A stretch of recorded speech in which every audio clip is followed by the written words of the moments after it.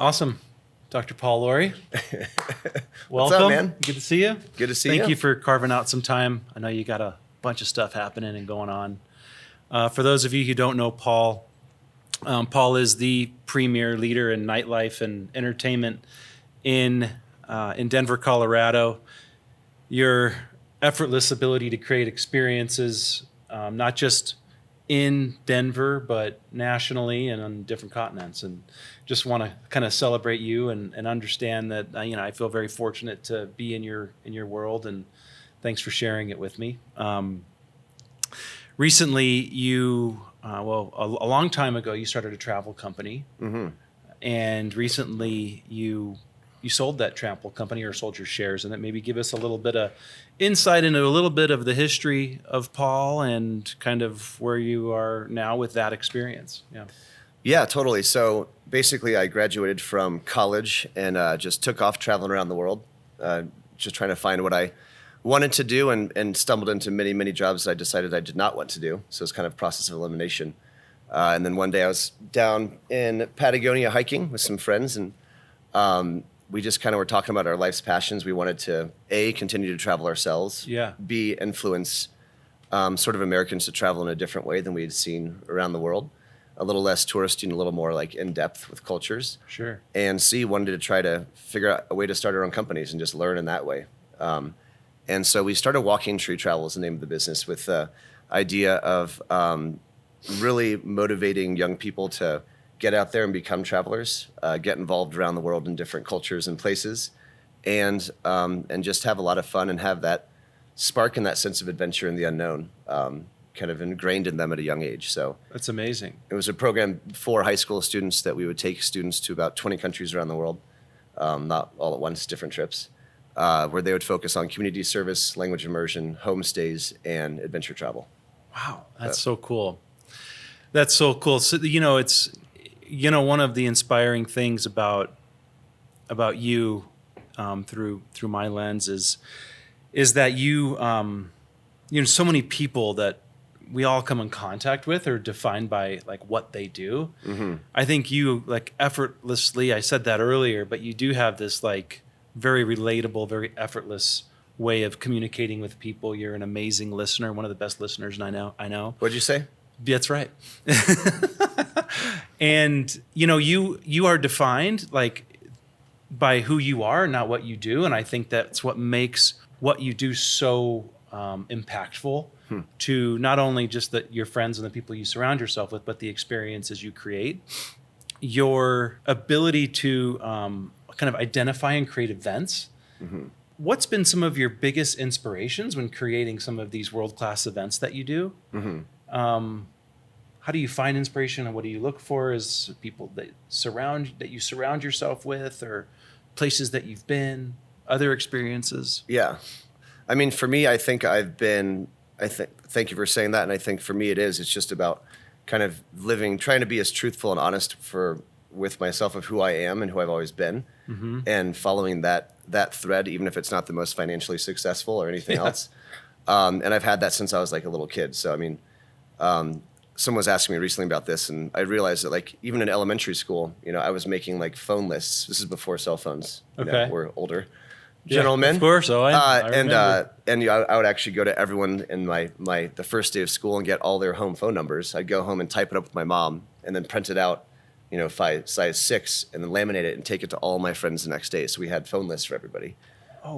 Just to connect everybody. Just to connect all the dots from, all of our friends. In middle school, I was throwing, keg parties for high school kids until they realized they could just beat me up and take the kegs, and I stopped doing that.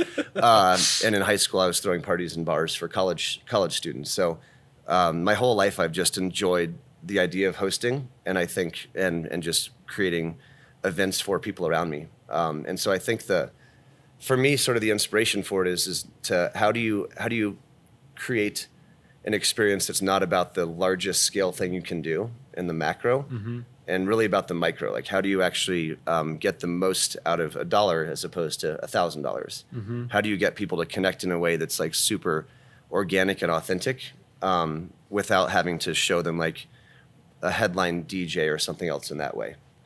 Does that And make sense? Of course. Yeah, no, it does. And with that being said, what are some of your anchors on how you do that?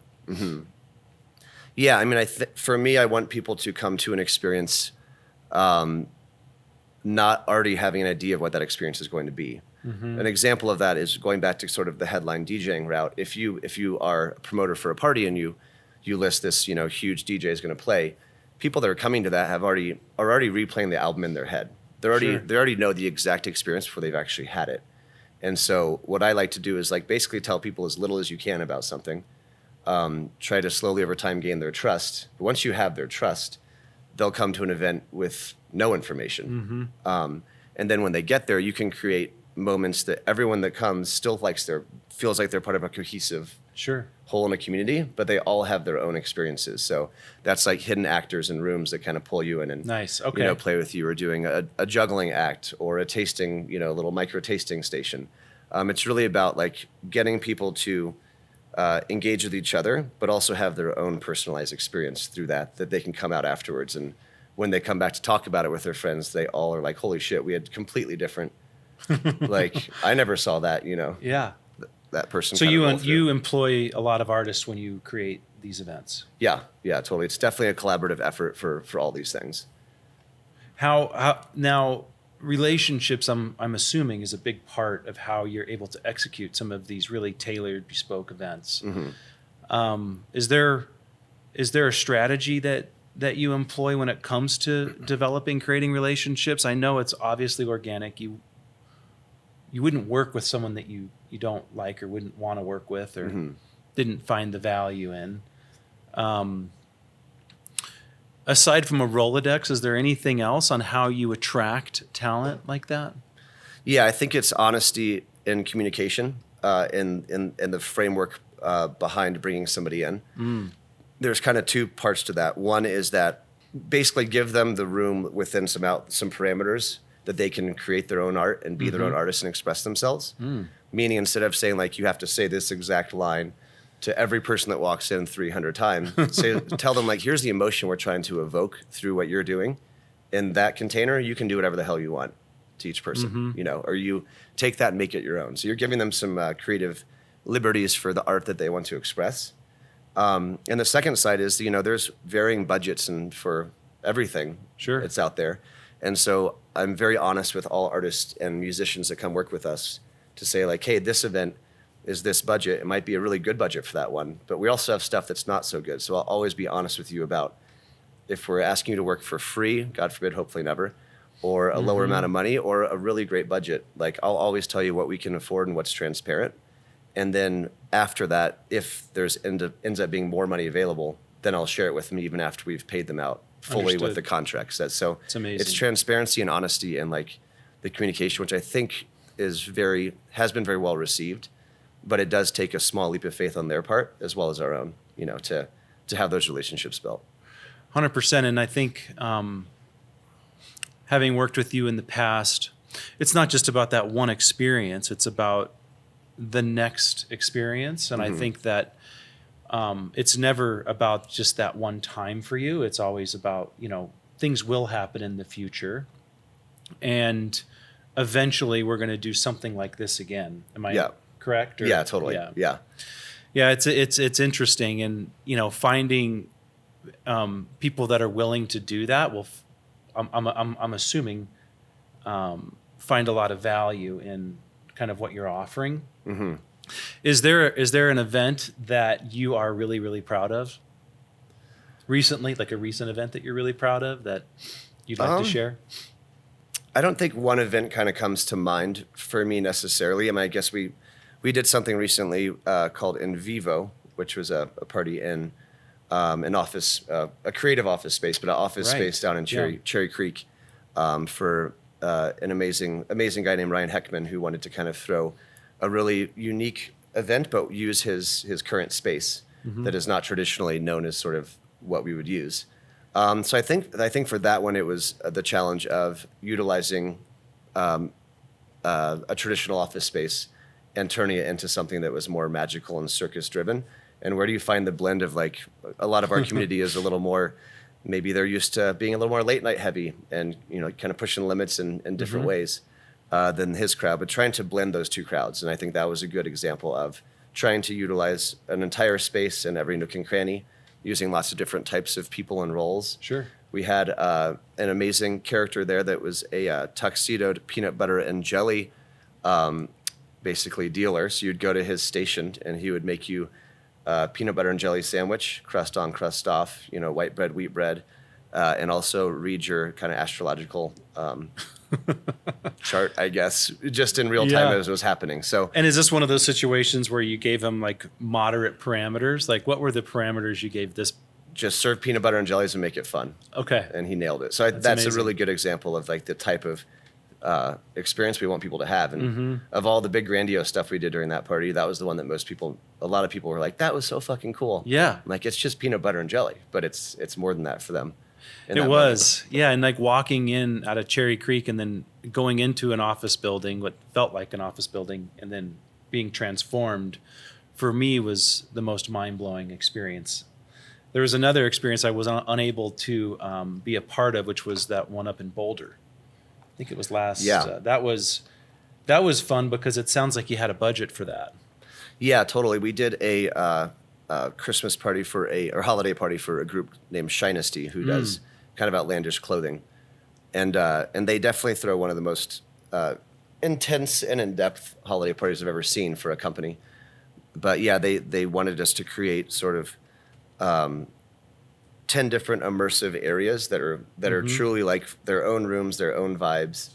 Everything from like a Star Wars intergalactic, jazz band was playing in one room to a full kind of jungle setup.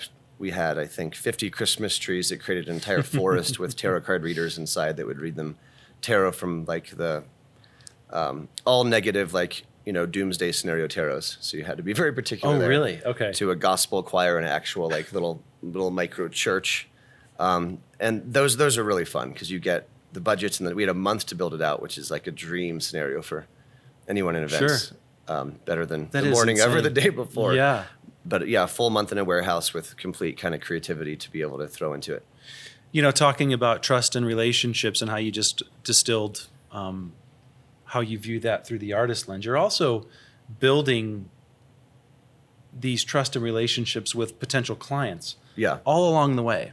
Totally. And one thing that I notice whenever anybody influential comes from out of town that's some sort of creative or aspires to understand Denver a bit better through the creative lens, you're somehow the person that they reach out to all the time, right? Yeah, it's so fun. And it's so fun. Like, how do you think that, like, that obviously it's a lifetime of just being you and just who you are and the spirit that you employ with not only yourself, but these events that you put on. What do you think attracts? What do you think that is about you that people when they come to Denver, they want to have the Paul tailored experience? I think it might be some that they like my vision for the city or what I can show them, but another side is that they know I truly enjoy it. Yeah. So it's not a burden. So many times you have someone come to town, or a friend of a friend, or a cousin, or a business associate, and you think you're asking someone for a favor by doing that, but they know like, oh, Paul enjoys the shit out of this. Like, yeah, he's going to be stoked to go show someone around. That's amazing. So I think it's also just that they know me well enough that they know I want that, and I encourage that, and I love doing that. And so I think that's what it is. It's just having people know you well enough that they know where they should lean on you and where it's like, this is actually a favor they're asking, not a...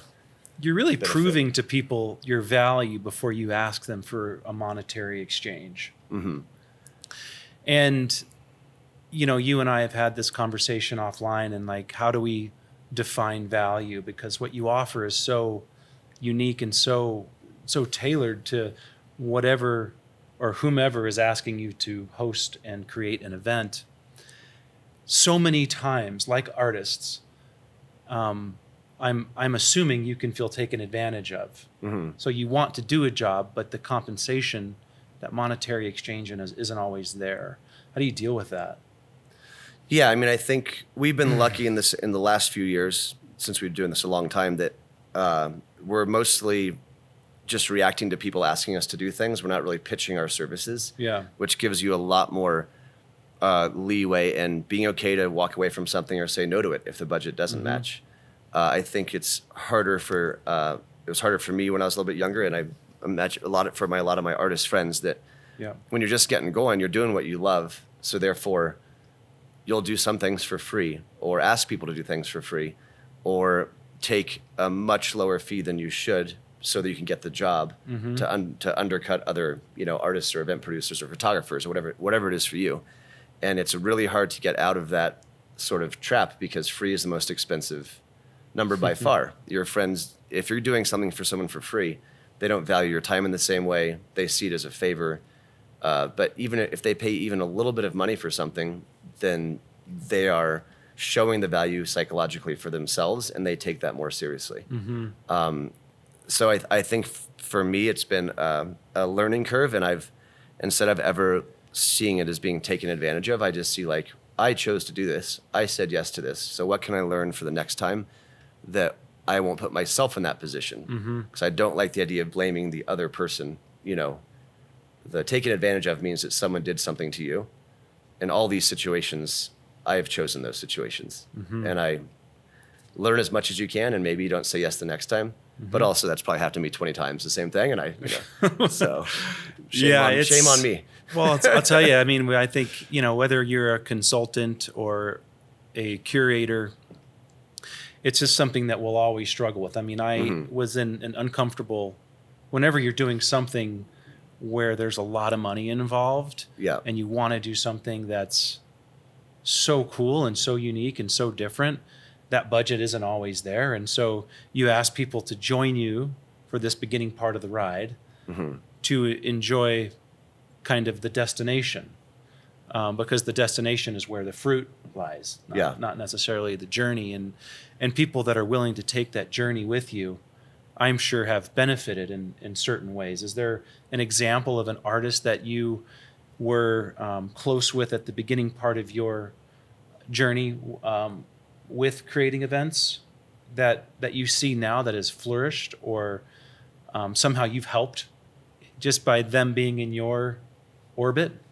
It's a hard question. I just came up with it because, and the reason I'm asking this question is because people do need to understand that when you take a leap of faith with someone that you trust, that they potentially will find benefit at the end of the road, or after the journey is complete, And I don't think you or I will ever have a complete journey, but our destinations might be defined. Does that make sense? Yeah, no, it totally does. And I feel like there's a lot of examples I could bring up, but I also don't want to bring up particular examples because it looks like I'm taking too much credit for the journey that they were on that I might have been a small part of. Yeah. Does that make sense? That's why I'm a little paused by it. But I do believe that you can be, that especially people in the positions of ownership of hospitality, bars, restaurants, event scenes, kind of that are more some of the hubs of those creative places, have a responsibility also to the next generation of artists to kind of like help rise them up in the same way that people did for us, And so I've seen that a lot more just with connections. I mean, people used to come to our events that we would host like daytime co-working days on Tuesday and all sorts of different stuff that was just not just strictly like kind of nightlife.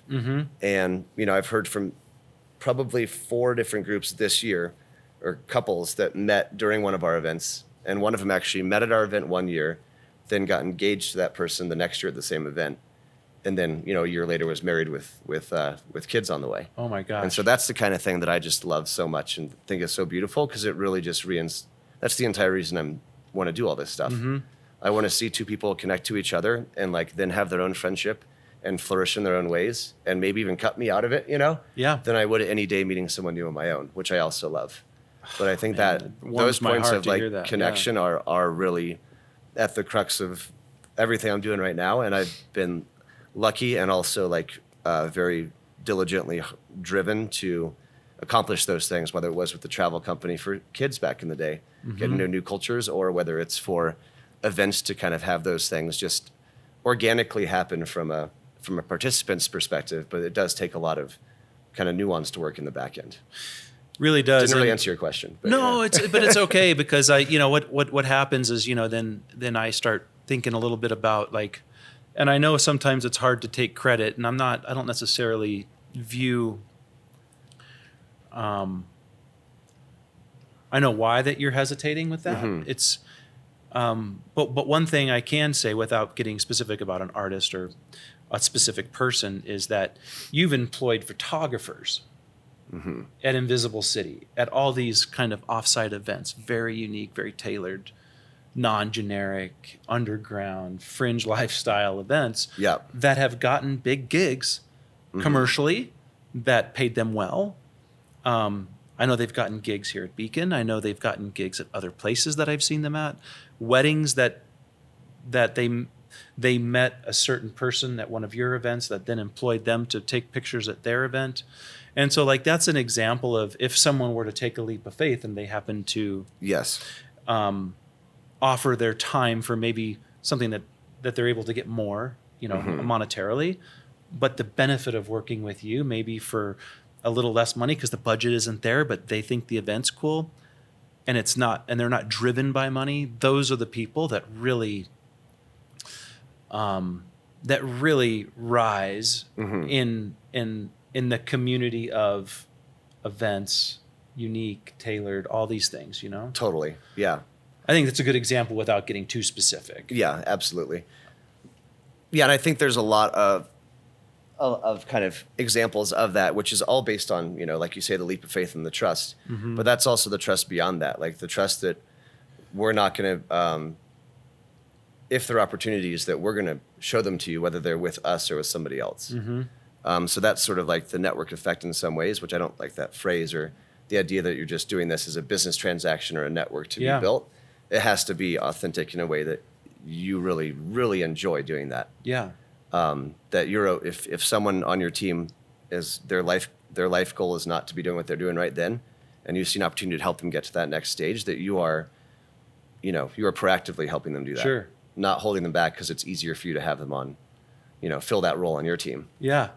If I aspired to have some sort of like tagline on like my signature on my email, which I don't, but like a conduit for creativity is something I always think about. Like how can I either connect to people or offer them an opportunity or celebrate them in ways that are, a non-monetary exchange, like on social media or something you did the other day that I thought was just so sweet and awesome and truly defines who you are. You have a lot on your plate right now. You're juggling a ton. And one of the artists we both have a close connection with had something going on, and he invited you to it, Matt. And you went, and it was like a Monday night. I knew how busy you were that day. And then I saw that you went to this event to support him. Amazing, man. And that's where I think that people just don't understand, and you can't put that monetary value to. And so when you talk about these relationships that you create and these artists and creatives that you're able to employ, this comes at a cost, time, effort, love, trials and failures. And I say failures in big air quotes because nothing is truly a failure if we're still living, breathing, watching this, listening to this, whatever, because life is good. And I just think it's really important that when we do go on these journeys and are in a position to receive that monetary exchange, that is what you sacrificed along the way, your time, your effort, your leap of faith with some of these artists that you might have not even seen perform before. So it's very cool. Earlier you mentioned Invisible City. We met, I think we met before you had Invisible City. We met when you had your Silver Spork Social. Social. We did. Yeah, you have your hands in a lot of companies. Well, I know that there's going to be a little bit of a facelift with Invisible City. Yeah. Tell us a little bit about the old and how might this transfer to the kind of the next generation of our friends and community. Yeah, so essentially, I was working on this travel company as sort of a full-time thing for a long time. I had it for about 16 years. And during that time, I was basically traveling all over the world about 9 months a year, and I loved it. And it was so much fun. And my two business partners, who I've known since high school, are from Denver too. I went to East High School here with them. They both were starting to create families based on actually leaders that they were co-leading with that became their spouses after that for our travel companies. And they wanted to base it in Denver. And so I was moving back to my hometown. At the time, I wasn't really in love with Denver. I didn't really want to come back here, but I was like, I'll come back and try it out. And so as I was moving back here, the thought was like, Paul, you can either go back there and complain, about not having things you would want there that you had in New York or other cities in the world, or you could try to change it, and make it a place that you're happy being, at least for yourself in a very small, humble way. And so when I came back, I was like, well, what do I love? I love people that like to explore the unknown and sort of embrace it. And what if I could create sort of a supper club here that is based around knowing no information. So the people coming are self-filtering. They already are the ones that are embracing. They're down for the unknown. Mm-hmm. And then sort of pull in, different chefs, bartenders, musical acts, and create a very experimental night. So the goal for that Silver Spork Social was that we'd gather 40 people. It would usually be in an alleyway or somewhere else that was sort of a mysterious spot. They would wait for a person with a top hat to come and tip their hat to them. They'd go off to the destination for the night, which was always a loft, an abandoned warehouse, train cars, penthouses, different stuff like that. So very non-traditional spaces. And then just kind of allow the dinner to do what it does, with the idea that everything was experimental. So these chefs and bartenders had to make food and drink that they hadn't made before, and to really give them truly honest feedback. So on the table there, we would have butcher paper. You would actually write down your thoughts on every course. Then we'd do musical chairs, so it's more anonymous, and then you get to know more, people. Mm-hmm. So at the end of the dinner, the chefs and bartenders could go learn about having truly honest opinions about what they did. Which you're a chef, but I imagine you don't get that often. You either get someone saying that food was great, and then you get a 1-star review from that person later on Yelp, the porridge was cold, whatever. So just to give some honest feedback. So Silver Spork started in that way for me to get to know Denver better. Over time, we had a pretty good following, but that was very much an underground situation, and we started to get people asking us to throw more events for them. And so we created Invisible City to sort of be the more public-facing, but not that public-facing side of Silver Spork Social. Mm-hmm. That really was about showcasing the unknown spaces, characters, and within your city, within Denver. And so that's where that came from. It was the kind of the underlying premise was to really gather people that wanted to have an adventure, and then show them new places and really reward them based on what trust they gave us, reward them in spades for that, and just shower things on them for these amazing events. So Invisible City kind of started as an event production company. It then morphed into, I had the opportunity to move into an old synagogue space off of Federal. And it was a building that was about to be torn down. Mm-hmm. And the owners called, they're old friends of mine. They're like, you can move in here, but we're not going to fix anything. So it's all on you. Move in, but don't call us. We're not going to fix anything. We were going to tear it down at some point. And I told them on that first call, I was like, my goal is to save this building from getting torn down. So, and they're like, whatever, Paul, good luck. But so we moved in. It was my house. It was this big, weird, old 7,000 square foot place.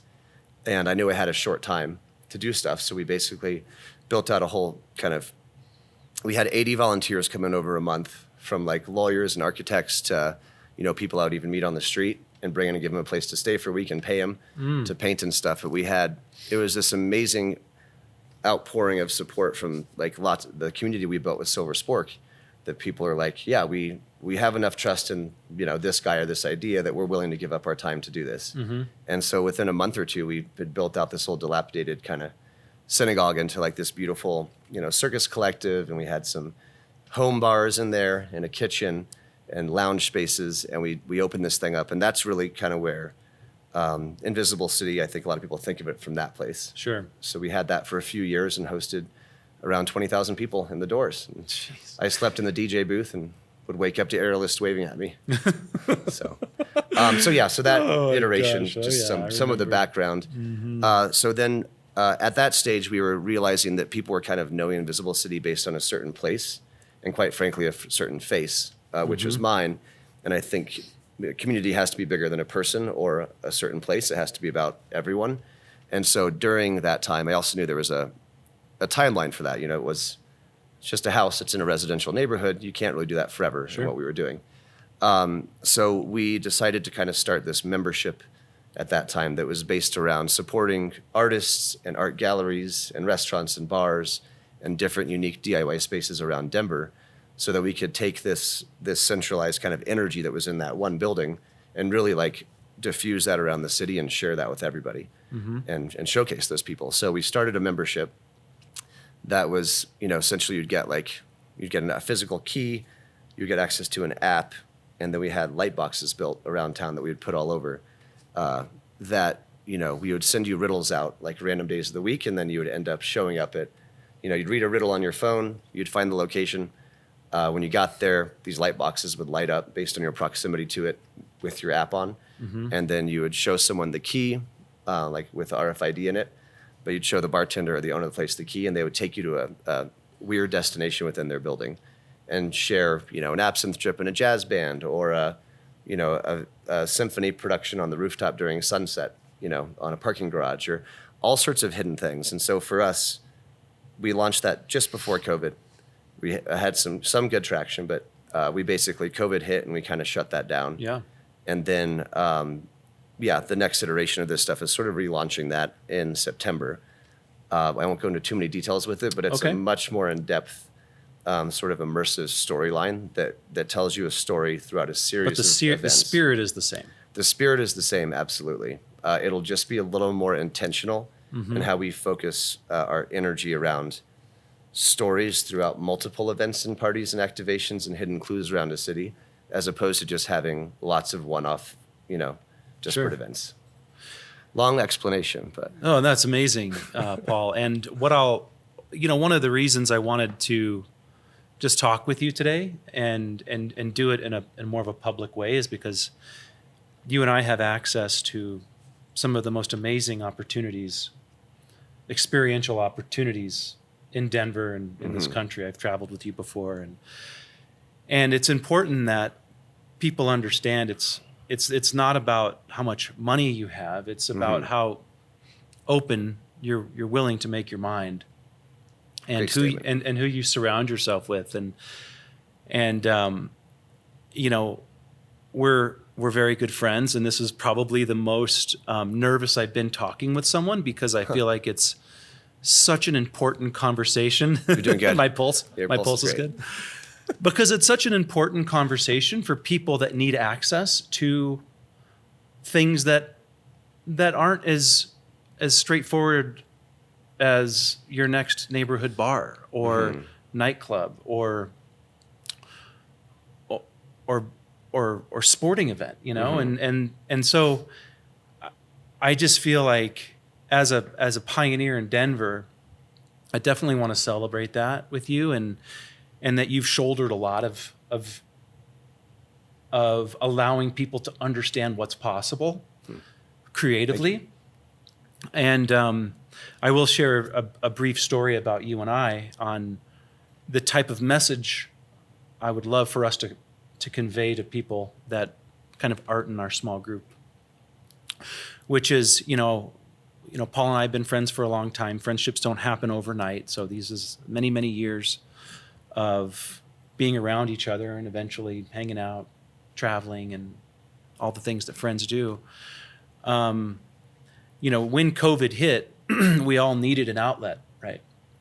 And you, which I really want to just get another nugget from you, is your experience in New York when you went to New York, back to New York for COVID, and like how you showed up for New York and how challenging that was for you because it was just weird all around. But before you left for New York, I was helping you push stuff around, move stuff here. figure it out and like get settled before you went traveling, before you went to New York and then ultimately Costa Rica. But you trusted me enough to introduce me to some of your friends that had an art gallery that were going through their own transition. And it was right down the street here from Beacon. And you introduced me to these guys. And ultimately, I ended up signing a short-term lease in the middle of COVID where we were throwing underground parties, and I employed at some point 30 different artists when everybody was isolating. And isolating was a buzzword. And we have a lot in common. Obviously, that's standing still and sitting on our hands is one of those things we have in common, not doing that. But I will attribute that experience to my being in your world and really taking a page out of your book. And so I just want to say thank you for that, because not only did you make my life better during that period of time, you employed artists through me, making their life better. And anybody that didn't feel like isolation was for them made their life better. And so and I bring this story up because when life happens to you, whoever you are or whatever challenges you might face, if you can tap into whatever inspires you, in this case it was you, and I really felt ownership on that, and I want to say, thanks again for that opportunity and trusting me with your friends that were going through transition, and because it was a hard time for everybody, let alone signing a lease in the middle of a pandemic. Did that for like 6 or 7 months, and then ultimately met the landlords for this place. And it's amazing, yeah. Built the trust with them for this when we were doing First Fridays. And First Fridays continue to be my favorite day of the month. But I bring this story up not to celebrate what I did or what you offered and what you've done, is to allow people to know that really sky is the limit if you want it to be. And if you can identify what the limit means for you, it's not that easy, right? And you and I are both the same age. We share the same birthday. Well, very close, one day off. But paying attention along the way, I think, is the best advice I can give. And even though something might be a hiccup or not so awesome or a pandemic, there's always a silver lining if you choose to view it that way, and optimism runs through your veins, courses through your veins, as you know, to a fault. Yeah, and I could see that, and again, I think that's why we have a lot in common. We see a lot of similarities in the way we approach.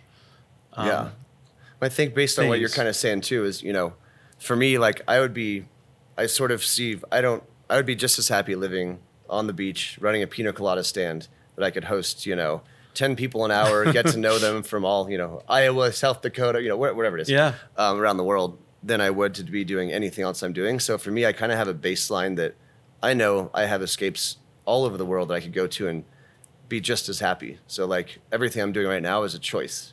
So if I ever feel overwhelmed or stressed out, or I use the word busy too much, I'm kind of check myself and like, you chose all this. Like, if you don't want this right now, leave. Like, go right now. Do that pina colada stand. Go live in the jungle next to that waterfall.